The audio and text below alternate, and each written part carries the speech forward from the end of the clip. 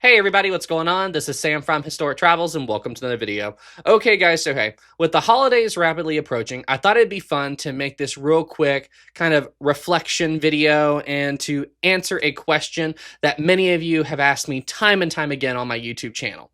And the question is, what initially got me into maritime history and how did that lead into me eventually becoming a maritime YouTuber? Well, to answer your question, the big thing that got me into maritime history was this right here. This is the James Cameron film. This came out when I was around 5 or 6 years old. And this is what initially sparked my interest in the story of the RMS Titanic. And I'm sure many of you out there have the exact same story. And believe it or not, even though I was so young, I actually remember where I was and what scene in this film was the first one I ever saw. You see, I went over to my grandparents' house. We were going to go have dinner over there.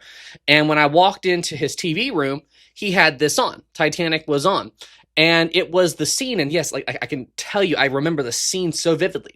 It was the scene that happened not long after the sinking had begun, and they were getting the lifeboats ready, and Lightoller went up to Captain Smith and said to him, "Shouldn't we put the women and children into the boats, sir?"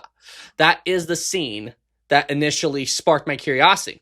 And I looked at my mom or my grandpa or someone who I don't remember exactly who, and I said, "What is that?" And they said, "That's Titanic." And I'm like, "What's Titanic?" And yeah, the rest is history.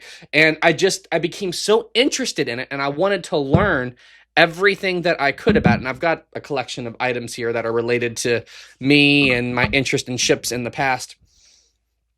And one of the first things that I remember getting as a kid, and this is actually my original book, Anatomy of the Titanic. And this book it has all kinds of cool details about the ship and schematics and plans and all that. Like it's an incredibly interesting book, especially for a young mind that is developing an interest in these old ships. And I cannot believe I still have it.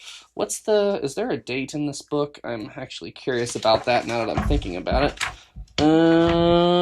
Let's see, copyright 1998. So yeah, I wasn't even 10 yet. So yeah, that matches up. So there, this was my original book back then.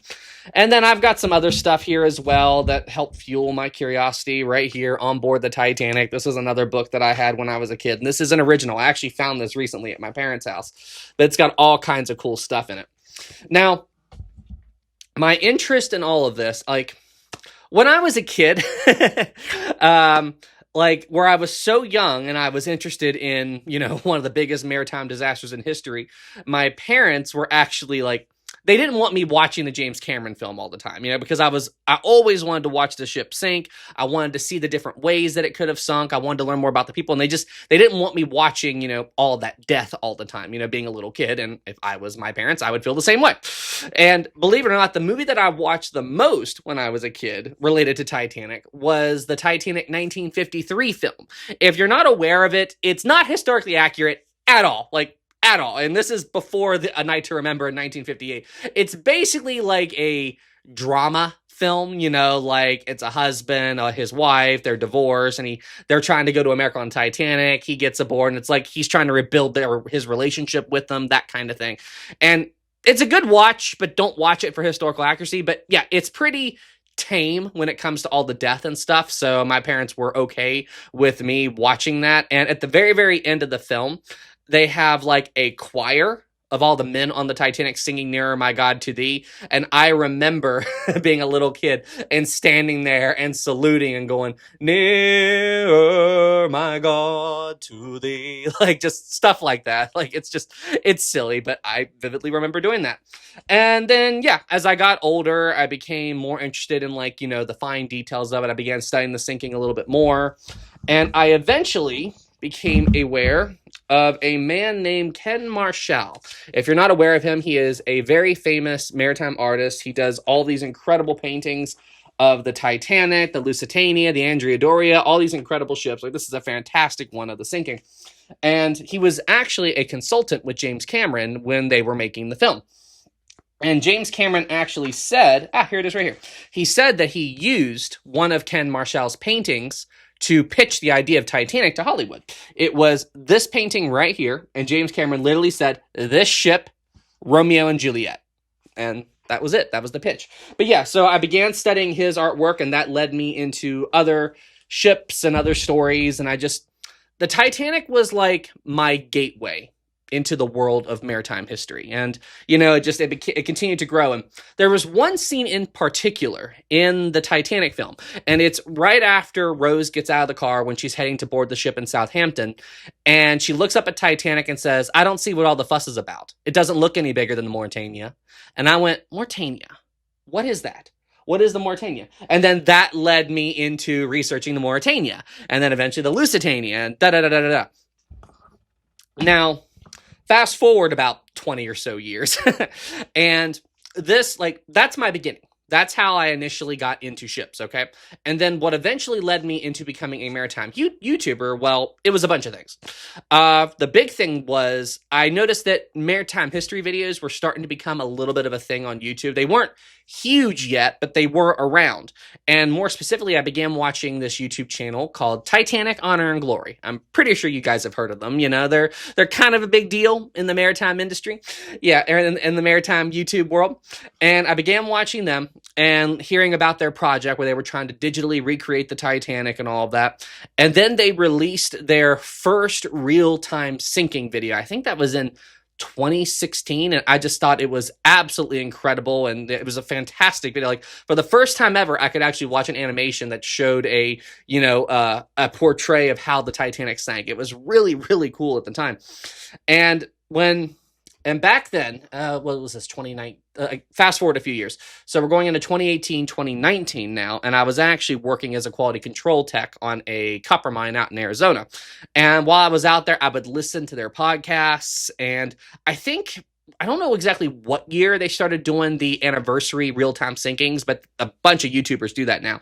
Where every anniversary of the Titanic sinking, they'll have a live stream where they have the ship, they basically run the animation at the exact same time that things were happening on the ship. So when the ship struck the iceberg at 11:40, their animation is running at 11:40, and then you can watch the sinking of the Titanic as it really happened, 113, 114 years prior, or whatever it was at the time. But yeah, they started doing that, and I really, really loved those. And yeah, so all of those things just kind of sparked my interest in becoming a YouTuber. But here's the thing. I was very busy with work. I just had so much going on. I didn't know the first thing about video editing or blah, blah, blah. So it never happened.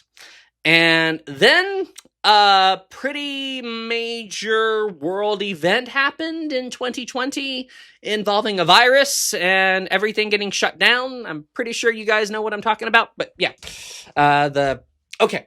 Side question. Okay, let me level with all of you here on YouTube. And please, all of you out there, explain the logic of this to me, okay? And I don't know if it was like this over in Europe, but it was a big problem over here in the States. Explain to me how a virus that has nothing to do with your stomach was cue for the entire world to buy up all the stupid toilet paper. I legitimately do not understand why there was a toilet paper shortage. That just makes no... Okay, anyway. Okay, whatever. Anyway, that was a big deal over here in the States. Was it like that over in the UK and Europe? I have no idea, but yeah, just let me know about that in the comments. It was so stupid, but whatever. But regardless, that big situation, I lost my job. Like so many others. I got laid off, and I had not much going on, and I was actively trying to find another job. And while I was doing that, I'm like, okay, well, I got nothing else going on. Let me just start playing around with YouTube. So I started making videos. I started uploading videos and everything, and just trying to see if I could, get a foothold here. And I was starting to cover all of these side stories from the Titanic, the coal fire, the story of Thomas Andrews, some of my early videos. And I'll post links to my early videos down in the description below if you would like to watch them. I can't handle watching them now. They are so cringe. It drives me crazy. But yeah, and they took off. I'm pretty sure my first hit was my early grand staircase video. I'll post a link to that in the description as well. But yeah, I think that was the first video that I had that really took off, and it amazed me. I'm like, wow, there's a lot of people out there. I knew that there was a lot of interest in Titanic, but it really blew my mind that, so many of you liked my videos and enjoyed my work, and it meant more to me than you all know. And then, yeah, I saw that this could be something that I could do as a side job or project or anything. And yeah, I became a YouTuber. You know, I became a maritime history YouTuber. And then from there, I just began to meet all of you incredible people. You know, everybody was bugging me, make a Discord, make a Discord, make a Discord. Honestly, I didn't have any interest in Discord back then. I barely even knew what it was in the early days, but man, creating that Discord, like me listening to you guys, was one of the best decisions I ever made, you know, because it allowed me to actually meet all of you. You know, I got to meet all of you and talk to you all. And I'm very active in the Discord. If you guys would like to talk to me and everything, you know, I don't hide or anything. So just, I'll have a link to the Discord in the description, and please join. I would love to have you there. Yeah, I got to meet so many incredible people. I got to, Tom Linsky, he was still with THG at the time, but he reached out to me not too long after I started making these videos, and me and him talked for a little bit. It was awesome to meet him. And then I eventually got to meet the other THG guys, and I eventually met Mike Brady when he became a YouTuber, because he started... When did Mike Brady start up? I think it was like a year or so, maybe 2 years after I started. But yeah, got to meet Mike Brady and his incredible team. And then the guys over at Maritime Interactive who did Titanic SOS, I got to talk to them. And, you know, and all of you incredible people in my Discord server, us doing the live streams, you know, Maritime History, DK, K Hart, you know, all of you people that are in my Discord who help me run everything. And I mean, it's just the people I talk to regularly. And it's been incredible. It's been absolutely incredible doing this and this incredible journey. And I'm very thankful and I'm very blessed. And like, it means more to me than you guys know. And like, when I went to Northern Ireland a few months back, and me and my ma, we went together. It was so funny. My mother actually pulled up, okay, Sam, you're getting married soon. You're going to have a family soon. You're the last of my kids to get married. So we're going to take a trip together before you get busy with family and life. And I'm like, okay, Mom. And she had never been across the pond, as you say over there. So she wanted to, and we decided to take a cruise up to Iceland. And one of the stops that we made, we were on board the Cunard Queen Anne. Beautiful ship, by the way. But we stopped in Northern Ireland. And that was the first time I'd ever been there. First time I've been to, you know, that entire island. And it was so cool to go there and see the Nomadic and see the museum and see the spot where the Titanic was built. But the thing that meant the most to me was that a few people over there recognized me. And like, they said, Sam, like, we love your videos. We love your work. And that meant more to me than you guys know. Like, I'm in a country I've never been to before. And I got to meet some of you guys, and you guys told me how much you like my work. And it just, words can't express how that made me feel. And it meant more to me than you guys know. So just thank you guys so much. And thank you for the warm welcome over there. Anyway, thank you. I actually have one last thing that I want to show you guys real quick. This was something that I found over in Northern Ireland. And it's this really old camera. This is an old camera from 1911, the Eastman Kodak Co. Very, very cool piece. And it even had the the original carrying case for it. It was from 1911. And the guy who sold this to me, me and him actually bartered a little bit. And he wanted, I think, 40 pounds for this old camera. And it actually still works. Like, I don't know if you'll pick it up on camera, but it's like you can hear like, it still clicks. Yeah, I don't have any film for it, but it still works. Anyway, I think he wanted 40 pounds for this. And can I give you 30 pounds? And he looked me dead in the eye, and he went, no. And I was like, well, hey, can't blame a guy for trying, right? And he laughed, and I laughed, and I told him, you know, like, I love this old stuff and everything. And he looked at me and goes, you know what? You're a really good young lad. I'll give it to you for 35 pounds. And we shook on it. I'm like, thank you.